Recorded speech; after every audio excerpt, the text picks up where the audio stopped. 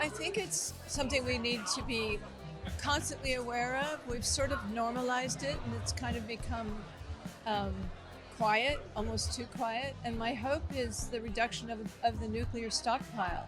I mean, I know that's a lofty hope, but it would be amazing.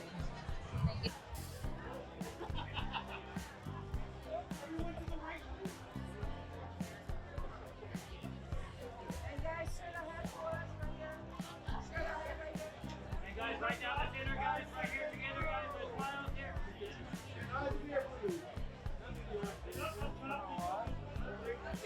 Well, I don't know what I would hope a government official would take from it. I hope a general audience would maybe put some pressure on government officials to reopen this conversation at least, and let's have a full and honest conversation about the system that we've put in place, because it doesn't seem maybe like the best system.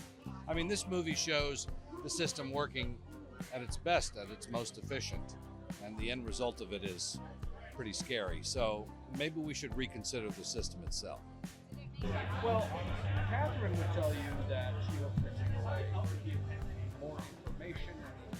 You almost trust our current American government a little bit more, or completely have mistrust? Hell no. No, I mean, like I say, this shows the government operating pretty efficiently and effectively. It shows people who take their jobs very seriously.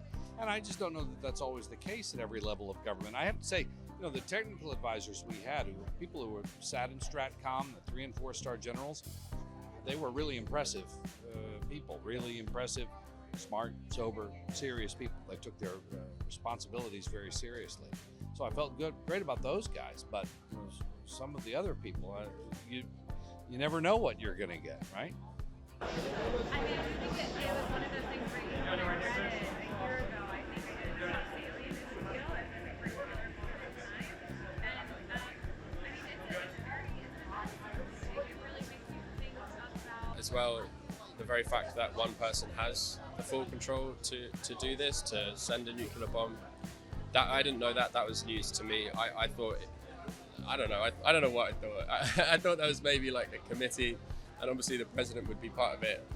But it turns out, they have the unilateral control, and I assume that's probably true in most of the other nuclear armed countries or nations around the world. I don't think that's right, personally. Like, I think that seems very strange to give one person that amount of power. But what's for sure is that, like, as long as that is the case, I think it's just another thing, and there are many things to consider, but it's another thing that people should be considering when they vote for someone, because they really do have the power to do something like this, to send a bomb, to retaliate, to initiate. And I think people should use critical thinking in a time of high pressure, and who's in charge of that decision.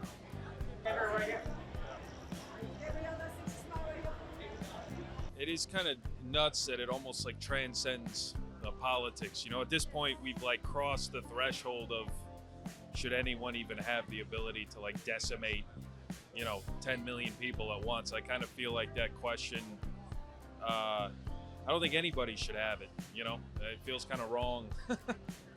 and I'm laughing, but it's one of those things where, yeah, it is a sobering thought that anybody, regardless of, they could be the coolest person in the world, but the fact that they have the ability to kill 10 million people at once is like not cool. So it's almost paradoxical. Well,